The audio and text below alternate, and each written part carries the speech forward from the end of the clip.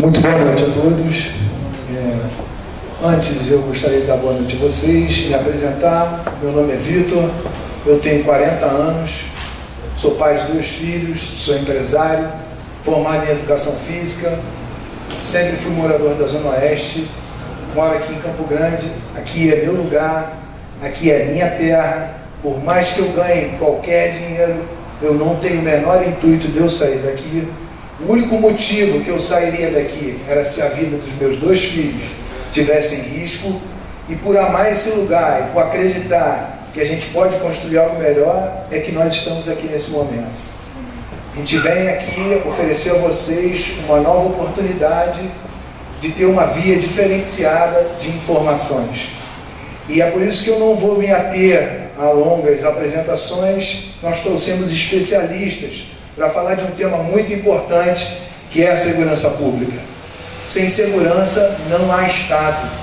E se a gente não tem segurança, não tem colégio, não tem futuro, não tem investimento. Nós voltaremos às cavernas e ficaremos lá esperando o dia de matar ou de morrer. Então, antes que isso aconteça, a gente está propondo esse novo fluxo aqui de informação. É algo novo, todos sabem que eu sou um homem do esporte, muito mais do fazer do que de repente da parte teórica, mas a gente está se lançando aí nessa empreitada aí, para que no futuro próximo, a gente, com as informações que os especialistas trazem aqui para a gente, se proteja de determinadas informações que estão sendo plantadas dia a dia na cabeça da gente, e a gente não tem como se defender, não tem estrutura, não tem argumento para refutar ideias que por muitas vezes não soam absurdas, mas elas tanto batem que até que entram na gente. Então, nós estamos fazendo o primeiro seminário carioca de segurança pública. O primeiro palestrante que eu vou chamar é o Major Olavo de Mendonça, especialista em segurança pública, produziu mais de 70 artigos nessa área. Vem falar hoje a respeito da desmilitarização da polícia. Por favor, Major.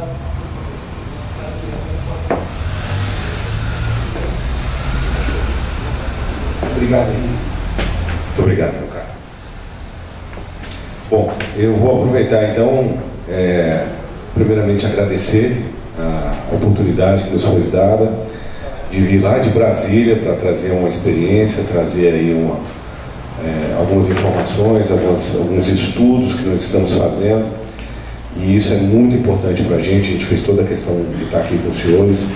Agradeço também, não só ao nosso parceiro, o dono do espaço, que tão bem falou aqui, um grande patriota que disponibilizou a sua estrutura, mas também ao Antunes. O Antunes entrou em contato conosco, também já está estudando há algum tempo, preocupado com essas questões também de segurança pública, e ele também é o idealizador desse projeto, e a gente só pode agradecer a ele por isso.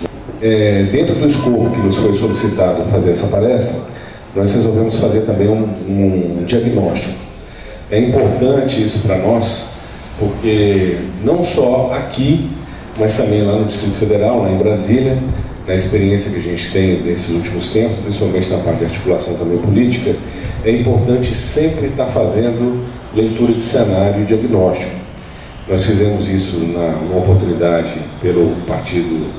Nós fomos votados no Senado Federal e fazendo justamente essa articulação de diagnóstico. E estamos fazendo agora para o pré-candidato a governador do Distrito Federal, o general Paulo Chagas, através do Instituto Sagres. Então isso é importante trazer esses conhecimentos para os senhores.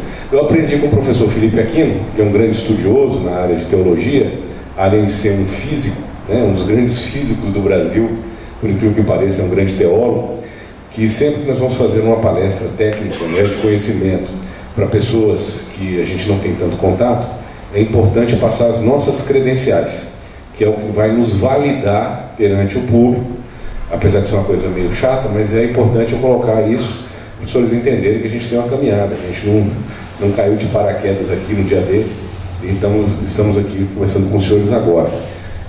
Vou pedir só para retornar. Então, eu sou major da Polícia Militar do Distrito Federal, eu estou com 20 anos de serviço, eu sou graduado e pós-graduado em Segurança Pública, mais especificamente em Ciências Policiais, que lá em Brasília nós temos, né, o Instituto Superior de Ciências Policiais, que, por incrível que pareça, né, falar isso, no Brasil, falar que polícia é uma ciência choca as pessoas, né?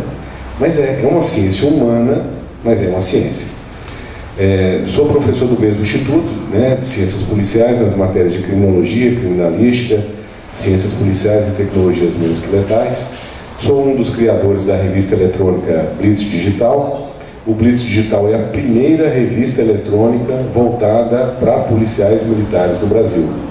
Essa iniciativa data de 2013 e de um planejamento que iniciou em 2010. Nós passamos, eu e o Major Aguiar, 3 anos planejando esse meio de comunicação, que hoje está com 5 anos no ar, e agora tem também o nosso programa de rádio, na Rádio Federal em Brasília. Eu sou membro do SECINDEF, o Security, Intelligence and Defense, cuja sede é em Barcelona, na Espanha. É um organismo internacional de análise, né, de contra-terrorismo, principalmente das questões jihadistas, mas também outras questões de terrorismo. E eu sou o representante do SECINDEF no Brasil, né? A gente foi selecionado aí depois de um período longo, e essa parte de diagnóstico a gente consegue fazer essa conexão também internacional, haja vista que o SECINDEF tem conexões aí tanto nos Estados Unidos com o Homeland Security quanto em Israel. Eu também sou membro da Sociedade, da Society for Police and Criminal Psychology, em Sarasota, Flórida.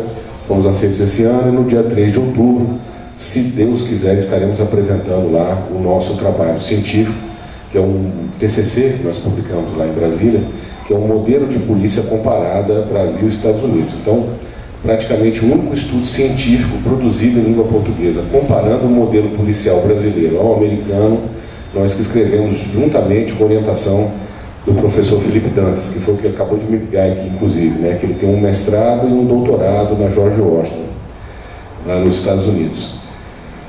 A nossa magna opus, né, o nosso artigo principal é justamente esse, o artigo que fala de modelo de polícia comparada Brasil e Estados Unidos, que é um artigo científico, e o nosso motto, né, o nosso lema, que nós falamos isso inclusive no Brasil Paralelo, né, que é uma iniciativa sensacional, o Brasil Paralelo.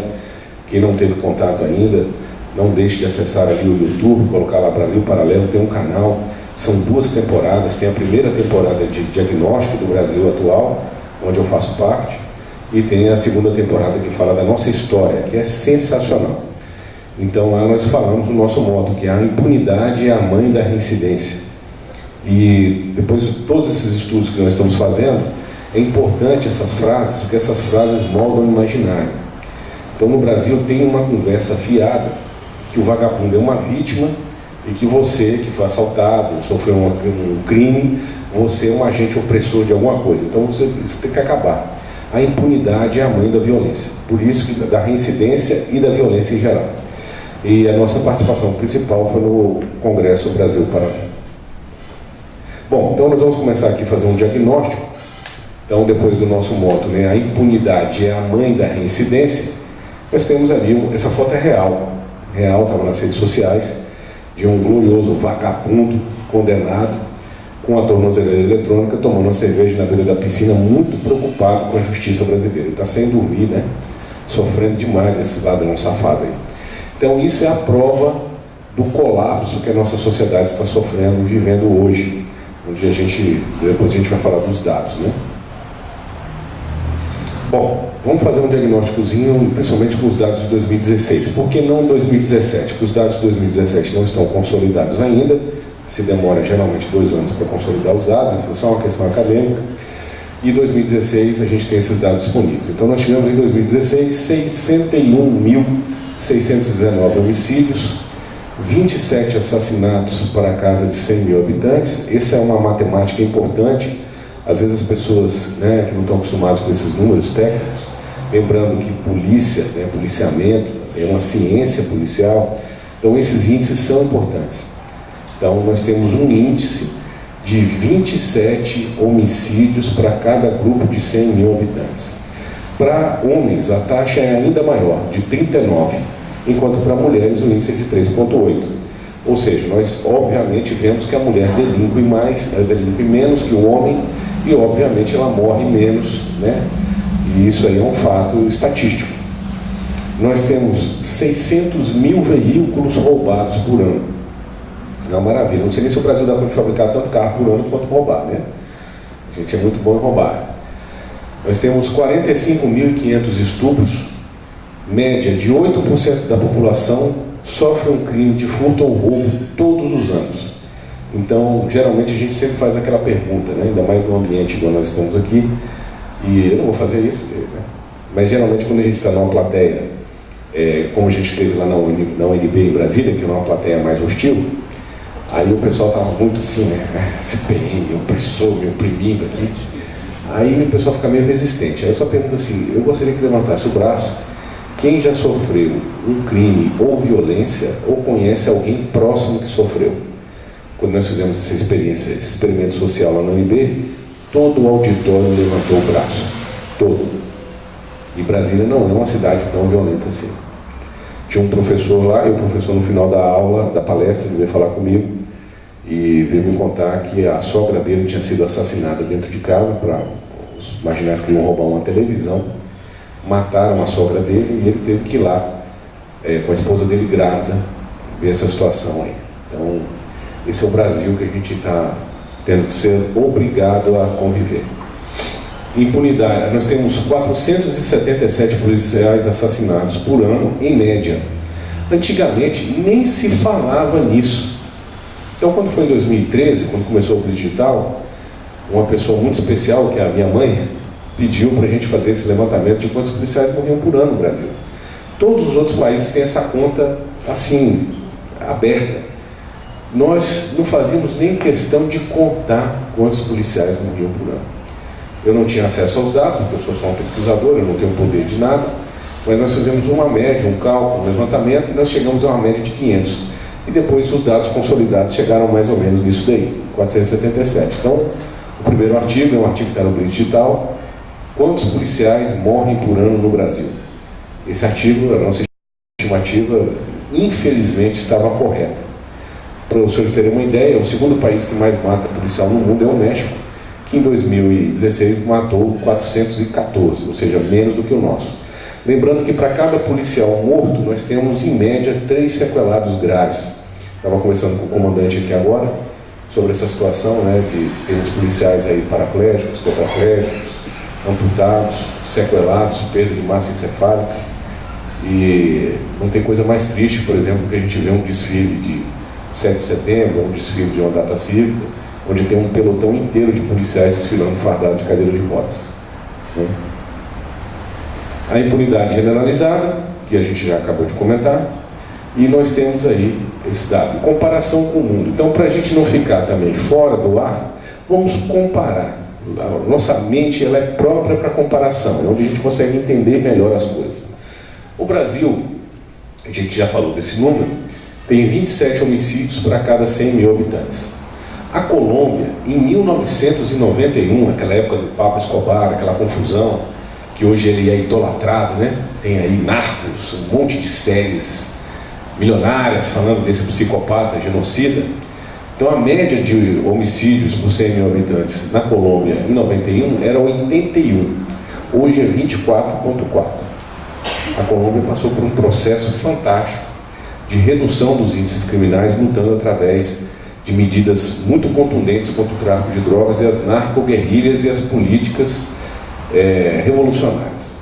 Para os senhores terem uma ideia, em novembro do ano passado eu estive na Expo Defensa em Bogotá, onde a média de homicídios na grande Bogotá, que é uma região chamada Cundinamarca, uma região metropolitana, que tem 8 milhões de pessoas, ou seja, não é uma região pequena. A média de homicídios está em 15. 24 é no país inteiro, que tem aquela região ainda de Farc, selva, não sei o quê. Nessa região é menor do que do Distrito Federal, hoje. Isso na Colômbia. A Colômbia fez um trabalho sensacional e é um objeto de estudo que nós vamos começar a estudar daqui para frente, o caso colombiano. O Chile, 3,59. Lembrando que o nosso está lá, 27 é a média, né? E tem o pesadelo da média. Não sei se aqui o pessoal já estudou estatística, tem o pesadelo da média, né? Tem 2 caras, chegam 2 frangos, um cara come 2, na média cada um comeu 1, só que um está com fome. Então a média mas é o que tem para fazer, né? Então nós temos ali 27, Colômbia 24, Chile 3,59, Argentina 6,53, os Estados Unidos 4,88. Lembrando que os Estados Unidos têm 100 milhões de pessoas a mais que o Brasil, é gente demais. Tem problemas étnicos, né? Problemas raciais, problemas de terrorismo.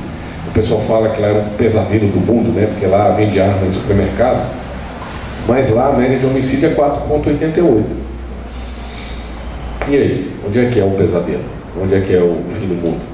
Porque o sonho do brasileiro hoje, se você perguntar para um universitário médio de uma universidade federal, a imagem que ele tem de paraíso é Havana. E o desgraçado não quer mudar para lá, ele quer ficar enchendo o saco aqui fumando maconha, mas o paraíso dele é Havana. Se der, fazer uma escala em Caracas, né, na Venezuela. Mas, para nós, que conseguimos raciocinar, temos a sinapse cerebral funcionando ainda, a gente sabe que os Estados Unidos é o ideal. É uma sociedade livre, uma sociedade segura, e onde o índice é 4,88. Então não tem comparação. Aí eu falo assim, não, mas o nosso problema é a nossa colonização portuguesa. Depois a gente vai falar da questão cultural, da guerra cultural. Então é claro que nós somos sabotados, ensinados que a nossa herança portuguesa é um pesadelo, que se a gente tivesse sido colonizado pela Holanda, a gente era hoje, um país de primeiro mundo. Basta olhar a Guiana holandesa aqui, a Guiana holandesa é uma potência. Ou não? Não, né? Não é não. Então a nossa cultura portuguesa, ela tem muitas qualidades. E a nossa pátria-mãe, que é Portugal, olha o índice de homicídio de Portugal por 100 mil habitantes, 0,97. É um dos mais baixos do mundo. Então o problema não está na nossa herança portuguesa, não. E falar português, gostar de doce e aquela conversa toda. Bom, aqui ficou um pouco pequenininho, mas eu vou falar para os senhores aqui só para a gente falar do pesadelo da média. O pesadelo da média. Então nós temos aqui, são dados de 2016, aliás, 2014, do mapa da violência. Então nós temos a aglomeração urbana de São Luís do Maranhão, que é uma região pequena, tem 1.381.000 pessoas, o índice de homicídio é de 84,9. Média nacional 24, que já é uma das maiores do mundo, e lá está 84. Aí você tem Fortaleza, 81, você tem Maceió, 80, Mossoró, 71, Paraupeba, 70.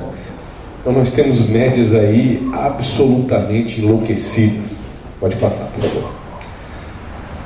Bom, lembrando também que eu não coloquei porque ia ser demais, né? Os senhores a gente não se conhece direito, eu vou passar aqui os índices da África. Então na África nós temos países africanos onde a média de homicídio está na casa de 7, 8, 10, 15. Então o nosso Brasil ele é sensacional. Pode falar. Base de comparação por período histórico. Outra coisa também que nós temos um pesadelo, que é um gatilho cultural que nós temos hoje no Brasil, é achar que nós vivemos na época das luzes. Hoje, o tempo que nós vivemos, nós somos privilegiados. Na época dos nossos avós, eles moravam no meio do mato, eles comiam capim, não existia nada. E que essa sociedade que a gente tem hoje, com esse monte de homicídio e essa degradação, é o máximo. Isso é uma conversa fiada, óbvia. Eu não tive tempo, eu achei, na verdade eu não queria colocar para não estender a palestra. Depois, os senhores que são daqui, fluminenses e cariocas, eu sou um dos apaixonados aqui pelo estado do Rio de Janeiro e também pela antiga capital do Império. Até porque eu sou nascido em Brasília, eu sou um fruto do sonho lá de Juscelino, etc. Mas eu sou apaixonado por essa história, principalmente do Império Brasileiro aqui no Rio de Janeiro. Os senhores têm muitos filmetes, imagens históricas do Rio de Janeiro, pré-revolução cultural dos anos 60. Tem umas imagens que você não acredita que é aqui no Brasil. Parece um país europeu assim de longe. O Senado, que era o Palácio Monroe, era com a praça na frente, com fontes, tudo verde, cheio de flores, tudo limpinho, as ruas. É um negócio impressionante. Lembrando que o prédio do Senado foi demolido para fazer uma estação de metrô, eu acho. Então existe essa questão de demolir a nossa história. Então assista. Vejam como era a nossa capital federal até os anos 50. Bom, só volta um pouquinho, só para falar o vídeo. Mas não vamos tão longe, não. Comparar com os anos 50 é covardia. Vamos falar dos anos 80, 1980, que era a época que tinha uma ditadura terrível no Brasil, né? Devastadora, né? Conversa fiada, lógico, né? Então, nos anos 80, que o pessoal fala que era um pesadelo na Terra, o Brasil teve 6.000 homicídios no ano de 1980. 10% do que teve hoje. Ah tá, mas fala, não, mas a população naquela época era menor, bababá. Não, tudo bem, então vamos fazer a média, a tal da média. A taxa era de 5,1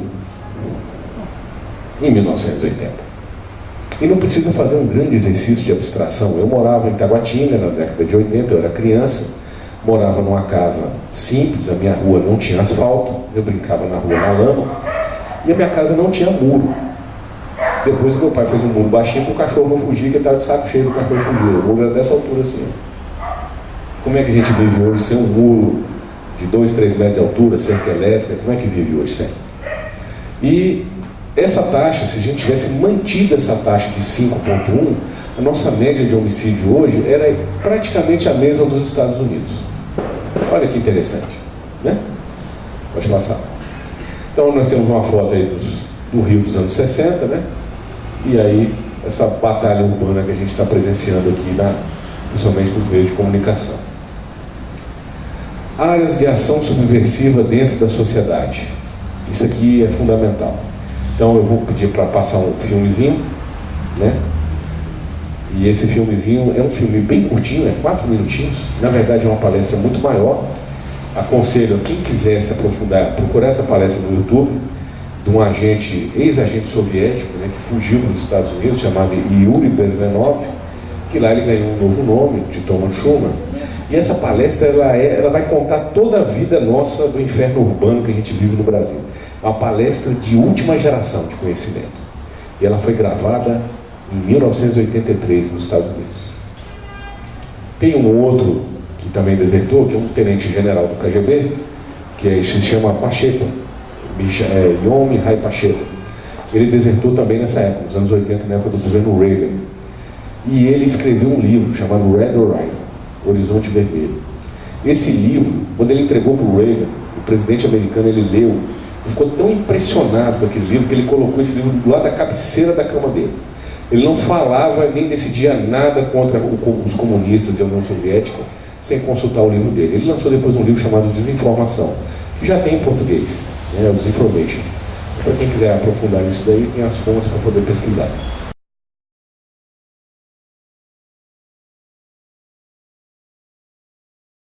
If it's a free democratic society, there are many different movements within the society.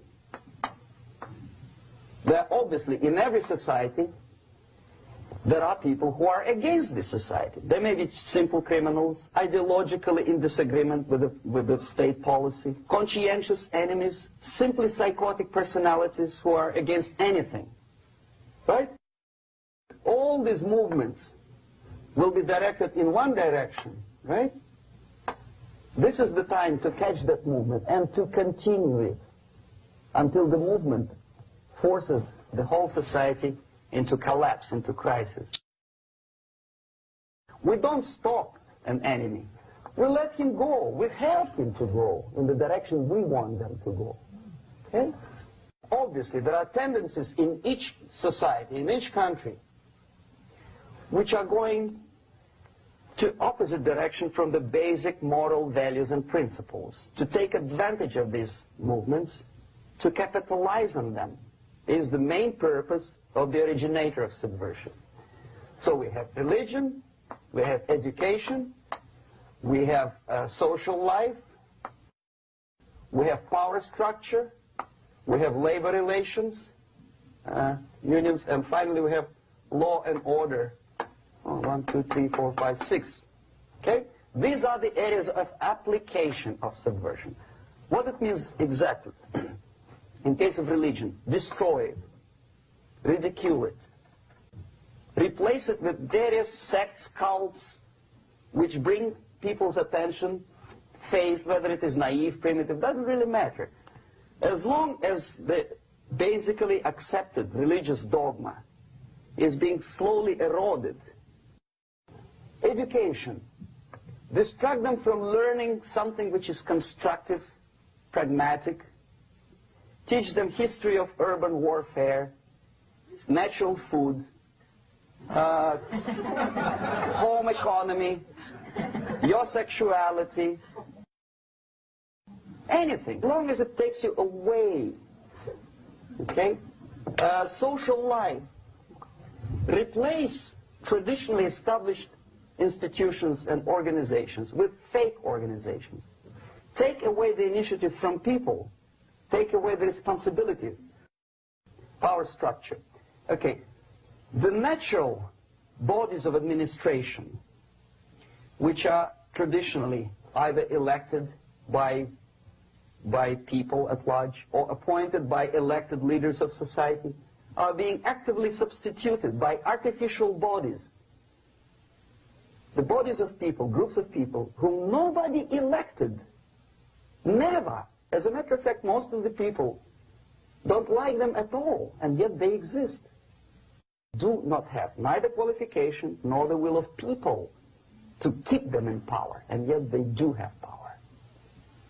Okay. Together with that, there is another process. Law enforcement, law and order organization and structure is being eroded. For the last 20, 25 years, if you see old movies and new movies, you can see that a policeman, an officer of the United States Army, looks dumb, angry, psychotic, paranoid. A criminal looks nice, and he's unproductive only because society oppresses him. A policeman is a pig.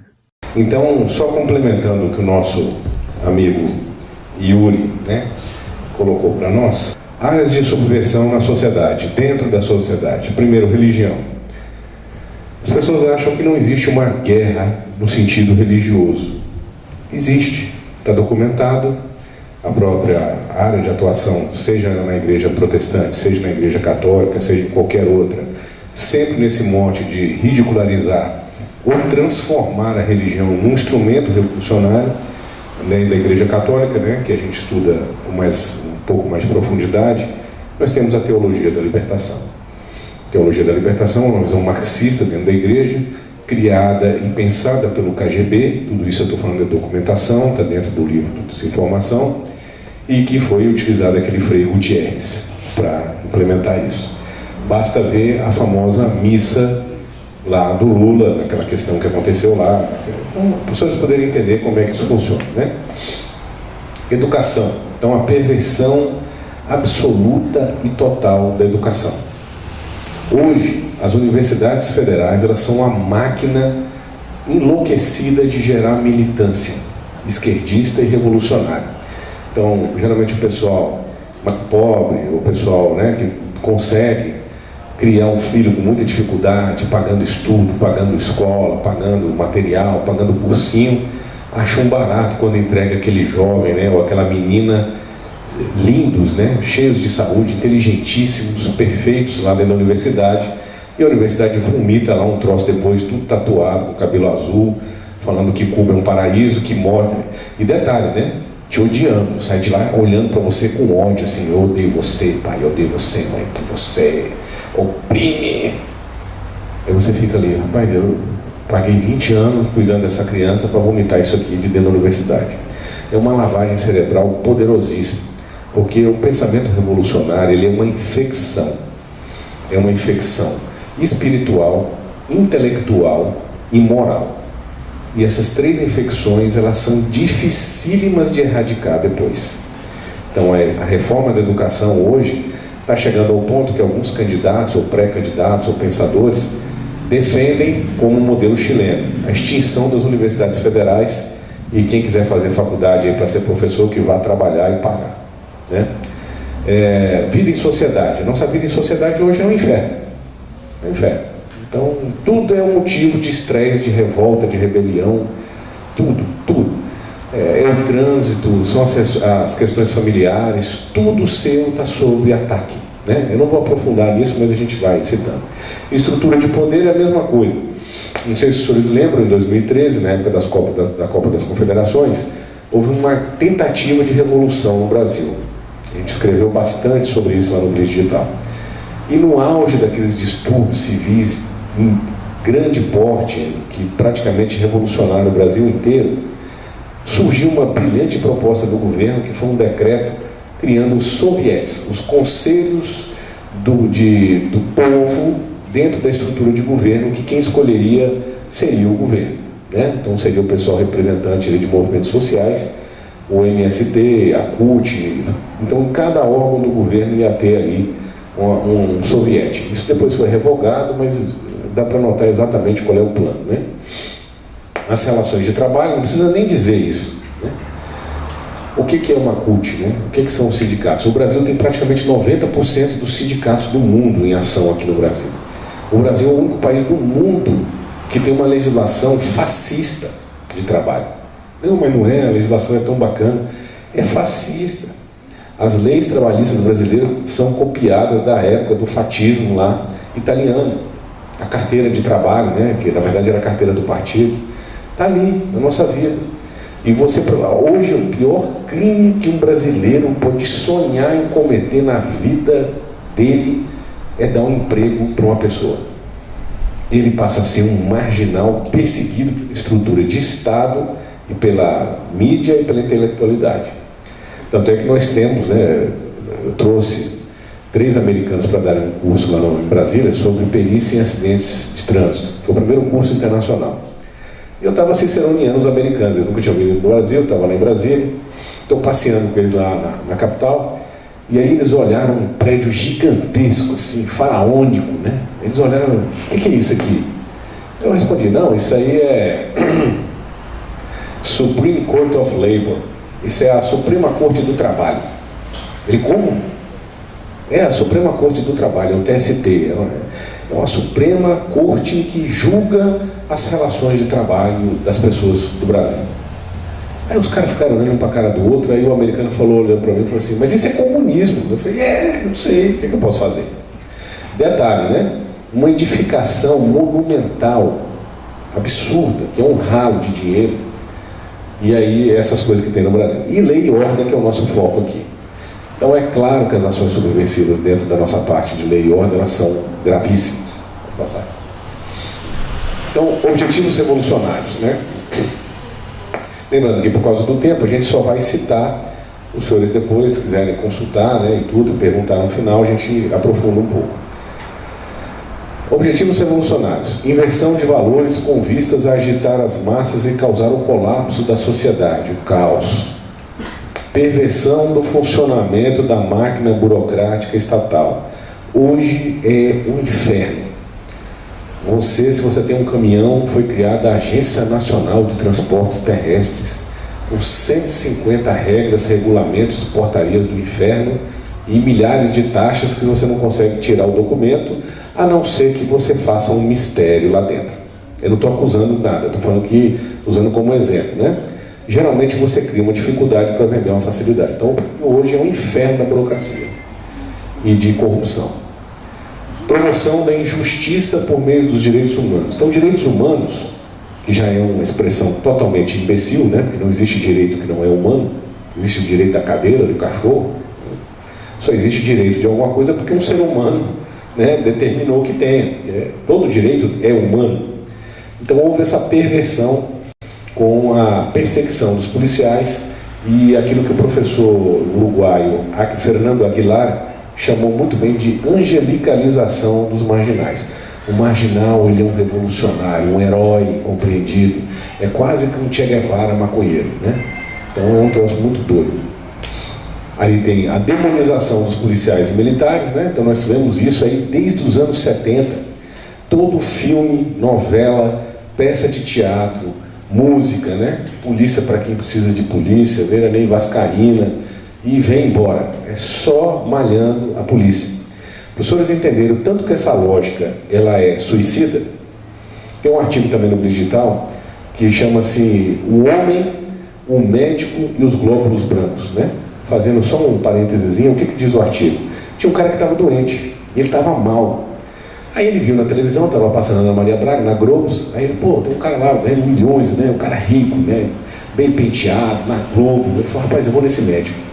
Aí ele foi lá, pagou um caminhão de dinheiro, foi atendido pelo cara. O cara pegou os exames e falou assim, olha, mas os seus glóbulos brancos, que são a defesa do seu organismo, eles estão oprimindo o vírus que está te adoecendo. Sabe esse vírus que está te matando? Sei, pois é, mas não é culpa do vírus, é culpa dos glóbulos brancos, cara. Quando o glóbulo branco ataca o vírus fica mais violento. Então eu vou te passar um tratamento aqui, que vai durar 2 anos. Quanto que você tem de dinheiro na sua vida? Ah, pois é, eu quero todo o seu dinheiro e nós vamos matar esses glóbulos brancos aí, que quando matar os glóbulos brancos vai resolver seu problema. O cara pagou todo o dinheiro que ele tinha e morreu. Resolveu o problema dele. O médico ficou rico e os glóbulos brancos realmente não eram o problema que ele estava imaginando que era. É a mesma coisa quando a gente ataca a polícia. Quando a sociedade ataca a polícia, ela está atacando os glóbulos brancos que defendem ela, a família dela. É óbvio. Até porque nós, policiais e militares, nós temos um juramento de servir e proteger, mesmo com o risco da própria vida. E aí vem aquela questão, né? Quanto que eu, o Antunes, o comandante, os outros policiais que estão aqui, quanto que a gente tem que ganhar de salário para morrer, para defender uma pessoa que eu não conheço? Faz a menor diferença, eu vou estar morto. O que leva um ser humano a se arriscar a defender o outro que ele não conhece?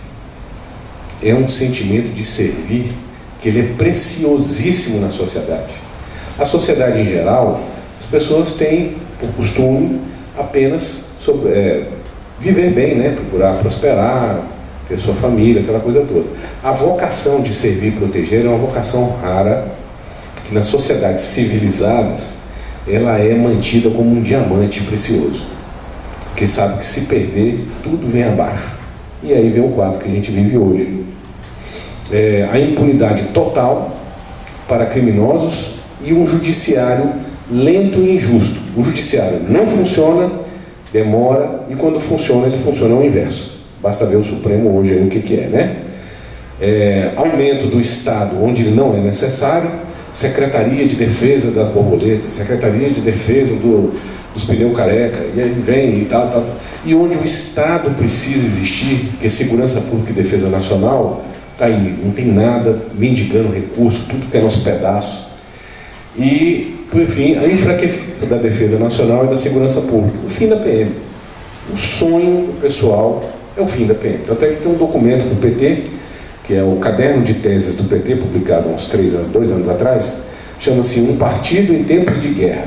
Olha que negócio bonitinho. Está na internet, é um PDF, você baixa, você vê. Eles citam, depois do Jair Bolsonaro, que o maior inimigo deles é a PM. São 7 vezes que a PM é citada num documento que tem que ser extinta. Ou por razões óbvias, né? Evolução histórica do Rio, a gente fez só um compêndiozinho simples. Pode passar.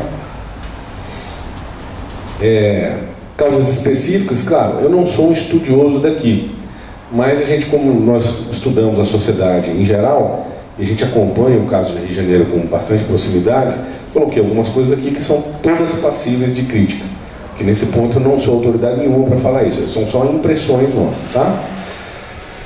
Alto consumo e tráfico de drogas nas regiões de periferia, o óbvio, né? Epidemia de consumo de maconha. Mas a maconha faz tão bem, não é? Não faz não. Não faz não. A maconha é a desgraça do Brasil. Se não houvesse consumo de maconha e venda de maconha, não existiria a Farc. A Farc vive disso aqui, ó.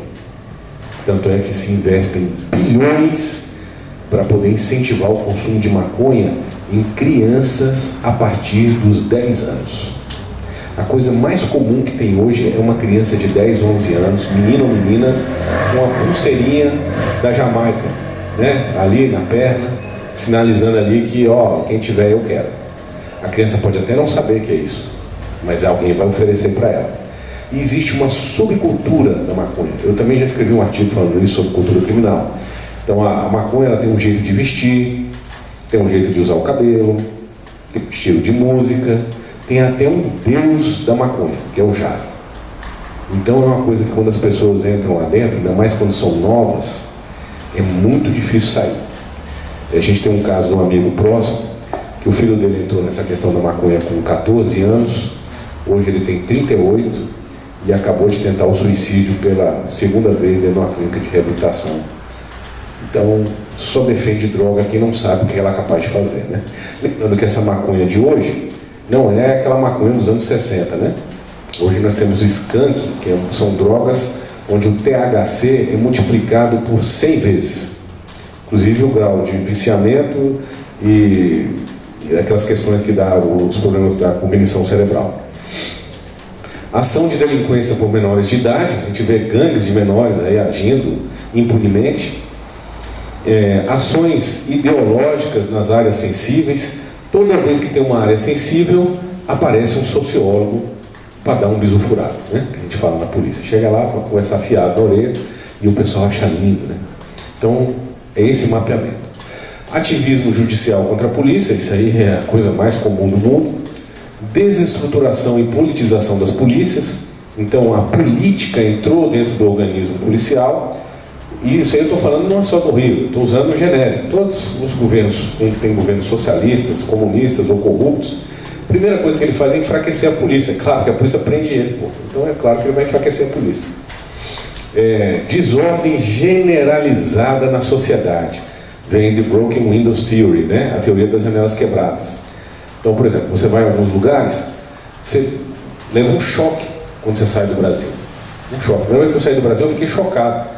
Eu estava com um tenente da polícia americana, eu falei, velho, cadê o muro das casas? Ele, que muro? Não, as casas não tem muro. Eu falei, claro que não tem muro, pra que vai ter muro? Ele, cara, mas não rouba não? Eu falei, claro que não, se roubar é só uma vez. Dentro de casa tem alguém armado que mata o ladrão, se não tiver, a polícia mata ele. E se a gente prender ele, ele tem pena de morte, a reincidência é zero. E realmente a gente leva um susto, porque não tem uma pichação a cidade. O Chile, Santiago no Chile é assim. Então a gente anda aqui em Brasília, São Paulo, é aquele cenário assim, né? A cidade suja, pichada, tudo quebrado, né? Isso faz parte também do plano. Saidões de preso, né? Então a polícia prende, 50% é solto na hora, pela audiência de custódia, e o miserável, desgraçado, que ainda ficar preso, tem um saidão, né? O saidão aí. Se matou a mãe, tem um saidão do Dia das Mães, ele sai para visitar a mãe no cemitério e mata mais a mãe de alguém na rua. Apologia ao crime pela mídia às universidades, isso é uma coisa insuportável, ainda mais porque age dentro do imaginário das pessoas mais fracas. Eu já não assisto televisão há muitos anos, mas eu tive que levar meu filho no médico, estou sentado lá na sala de espera lá do hospital e está passando, isso era tarde da noite, às 11 horas da noite, estava passando na televisão um traficante ensinando um outro traficante a manusear um AK-47. Eu fiquei pensando, por que esses caras dessa televisão do inferno estão presos? Apologia ao crime, idealização do crime, né? O tempo inteiro. Colapso do Estado, o Estado hoje está colapsado, depravação dos costumes, valores e moral, não precisa nem entrar muito no mérito disso. A gente recebe cenas pela internet que você acha que você está vivendo na barbárie. Não é possível que isso é no Brasil. Não é possível. Crimes horrorosos, bestiais. A gente que é policial, né? Tem uns grupos de polícia que, pelo amor de Deus, então a gente vê tudo de ruim que tem nesse país, que está cada dia pior. Imbecilização coletiva. Tem até um livro do professor Olavo de Carvalho, né? O Imbecil Coletivo. E a desconstrução da língua. Então, não é só aqui no Rio de Janeiro, mas São Paulo, Brasília. Eu prendi uma gangue lá em Brasília uma vez de ladrão de casa, que em Brasília chama caxangueiro, né? Ladrão de casa, que ia mapeando eles, acompanhando eles nas redes sociais. Eu não conseguia entender o que aqueles desgraçados estavam falando, porque eles falavam outra língua. Porque era tanta gíria, misturado com palavrão, esse cara veio do inferno, eu vou de outro planeta. Não é uma língua portuguesa. Recentemente eu recebi um colega do Rio de Janeiro, lá em Brasília, e eu e o Major Aguiar, depois a gente falou assim, ele não era PM, era policial de outra força. Aí depois o Aguiar chegou e falou, o que esse bicho falou? Tem meia hora ali que ele falou, não entendi nada. Ele falou tanta gíria, tanto, né, que esse caguete nosso, que eu não entendi nada. Então é mais ou menos isso, é pegar a desconstrução da língua. A língua hoje do jovem, principalmente, ela é uma língua insuportável, é uma língua que praticamente não tem nem as regras do português mais. Aí, claro, a audiência de custódia que a gente já comentou, pode passar. Problemas comuns nas polícias militares do Brasil. Efetivo defasado. Você não vai encontrar nenhuma polícia militar no Brasil com o seu efetivo completo. Jamais, em hipótese nenhuma. Nós estávamos comentando aqui, a polícia do Rio de Janeiro está com 60% do efetivo. Como que uma sociedade, vivendo uma guerra civil do crime, consegue ter 60% só do efetivo? Aí pode falar que é falta de dinheiro. Lá em Brasília nós temos a Polícia Militar do Distrito Federal, que recebe recurso federal, já está no orçamento todos os anos para fazer concurso, e o governo não faz. E acabou. Olha aí. Desmilitarização cultural, né? A perda dos costumes éticos, dos valores cívicos, militares, politização da gestão, aquela história, né? O braço da polícia é pesado contra os inimigos do governo, vigente, e para os amigos do governo, aí não existe nem polícia, né? Defasagem no treinamento e na formação, defasagem na logística, defasagem na tecnologia da informação, defasagem na meritocracia, que na verdade existe hoje é o seguinte: detecta-se os líderes positivos, militares dentro da corporação, tira o cara, você vai vir para cá? Não, não vou, então acaba com a raça desse desgraçado. E você? Vem cá você vem? Vem. Aí pronto, esse cara vai ter uma carreira meteórica. Desconexão, ausência de valorização da atividade operacional, isso aí é absolutamente ridículo, né? A minha polícia, eu falo que eu estou lá dentro, ela não tem nenhuma medalha para quem trabalha na rua. E lá, em vez de quem trabalha na rua vai pegar processo, vai se lascar e não vai ser promovido. Então é a inversão. Gestão remuneratória totalmente insatisfatória, invasão das competências por outros órgãos do governo. Então todos os órgãos do governo querem tirar um espaço da polícia para fazer mal feito, né? Se fosse para fazer melhor, tudo bem. Desvalorização do profissional no contexto da macrogestão e da microgestão, e depreciação dos policiais militares pela mídia e meios acadêmicos. Pontos sensíveis. Isso aqui é um mapeamento de que a gente tem que estar sempre de olho, onde sempre vai ter as ações. O serviço de emergência é o número 90. Coitado do 90 da PM. Porque você brincar, até o serviço de limpeza urbana quer dar pitaco no 190. Então o 190 hoje praticamente no Brasil inteiro foi retirado da polícia, está numa estrutura de secretaria de segurança, comandado por um cara que não tem nada a ver com polícia ou bombeiro, é aquela bagunça, né? Delegacias ou centrais de flagrante é um ponto de tensão, porque o policial chega lá, fica 3, 4, 5, 6, 12, 16 horas lá, né?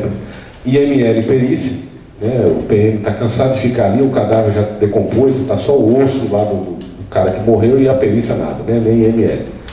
O controle das vias de acesso aos centros urbanos, controle da estação rodoviária urbana, rodoviária estadual e do sistema de transporte coletivo. Tudo isso daí deveria estar integrado não nas secretarias, mas dentro da polícia militar, que efetivamente, quando der um problema, vai mandar um carro de polícia lá para resolver. Controle do metrô e dos trens, controle do aeroporto, centros de monitoração de câmeras e espaços públicos. Essas câmeras é um barato. O governo faz uma licitação de milhões, coloca a câmera e coloca para alguém monitorar que não tem contato com a polícia, né? Nunca resolve nada. E também, claro, o SAMU, que é uma fonte de estresse permanente, e aí junto aos bombeiros, guardas municipais e a PRF, que não há uma gestão integrada, né? Pode passar. Raio-X para os próximos anos. Risco do colapso do serviço de atendimento de emergência, o 90, o 93. Risco de colapso do efetivo policial e da efetividade do serviço. Nós temos polícias que perdem 600, 700, 800 policiais todos os anos e não tem concurso. Adivinha o que vai acontecer? 2 mais 2. E para formar um policial hoje é um parto. O curso demora 1 ano, a formação demora 1 ano. Aí você já perde efetivo, o cara já pede baixa, é um problema. Colapso da segurança das vias urbanas e rodovias, potencialização dos riscos de atentados. O Brasil tem um risco altíssimo de atentados, que a gente, quando examina o cenário exterior, a gente vê. Potencialização dos riscos de ações de facções criminosas, explosão de todos os índices criminais que já estão altos e agravamento das tensões no sistema criminal. Possíveis soluções? Pode passar. Iniciar o processo de restauração dos valores militares dentro da PM. Hierarquia, disciplina, honrar as tradições e heróis e o princípio da autoridade. O pessoal fala, não, ser militar é prestar continência e... Não. Ser militar são 4 princípios. Sendo que a hierarquia e a disciplina são pilares que têm uma base. Tradições e heróis e o princípio da autoridade. Cada um, quando está de serviço, sabe exatamente qual é a sua autoridade e que ninguém vai tirar dele. Investir em treinamento, investir em instalações, investir em tecnologia da informação, implementar uma meritocracia de carreira justa, investir em intercâmbio nacional e internacional. Estava comentando aqui dessa viagem que eu fiz lá para a Colômbia, para poder estudar o modelo colombiano, nesse evento internacional, que é o 2º maior evento da América Latina, que é a Expo Defensa. Só tinha eu de policial na feira porque eu fui pagando o meu dinheiro. Então, realmente, a gente fica isolado aqui e não consegue fazer intercâmbio de nada, né? Atribuir áreas de responsabilidade e cobrar resultados, buscar valorizar os bons profissionais, principalmente na área operacional, né? Então, a gente tem aquela musiquinha que o pessoal canta quando está correndo, né? Eu sou do expediente, odeio o combatente. Então, tem que inverter essa lógica aí, né? Tem que valorizar o cara que está na rua tomando tiro e tomando processo. Senão a polícia ela não se sustenta. Buscar remunerar dignamente os policiais. É o óbvio, né? É o óbvio. A gente não consegue remunerar o policial dignamente, porque eu não sei, às vezes, né? A sociedade tem que chegar à conclusão que pagar 300 mil para o procurador, desembargador, é muito mais efetivo do que pagar o salário justo para o policial que está na frente da casa dele fazendo ali o serviço policial, né? Investir em veículos, equipamentos, armamentos e comunicação de ponta. Em tese, isso aqui é o tripé da segurança pública em qualquer lugar do mundo. Remuneração, treinamento e equipamento. Só. Né? Que é um grande mistério. Vamos passar? Ações de governo. Aí tem que... é no voto, né? Ações de governo. Combater o crime organizado com força total. Existe sociedade sem crimes? Não existe utopia. Quem te contou a história que existe utopia estava de sacanagem com vocês. Eu conto a carochinha e você foi trouxa e acreditou. Não existe. Toda sociedade tem crime. É problema? Em determinado patamar, é a vida. O problema é o crime organizado. O crime organizado, ele acaba com a sociedade e coloca em risco a vida de cada um. Acabar com os saidões, acabar com as audiências de custódia, incentivar o cumprimento de penas mais duras, montar forças-tarefas para combater o tráfico de drogas, montar forças-tarefas para combater a desordem e pichação. Combater a desordem e pichação? Sim, por causa da teoria das velanas quebradas. Não adianta você faz uma obra na cidade, pinta o muro da sua casa, a cidade está toda bonitinha, e vê um desgraçado lá e vai sujar tudo e vai ficar por isso mesmo? Também é crime. Implementar o ciclo completo de polícia, combater a apologia ao crime e ao consumo de drogas e fechar os centros de ensino ideologizados. O centro de propagação de pensamento revolucionário, ou você cura, exorciza, ou você fecha. Do jeito que está, pegando os nossos jovens e fazendo lavagem cerebral e vomitando aquele bando né? Não tem condição. Pode passar. Bom, então, nosso site está aqui, o Blitz Digital, e a gente agradece a paciência dos senhores. Eu peço desculpa aí que a gente demorou um pouquinho a mais. Muito obrigado.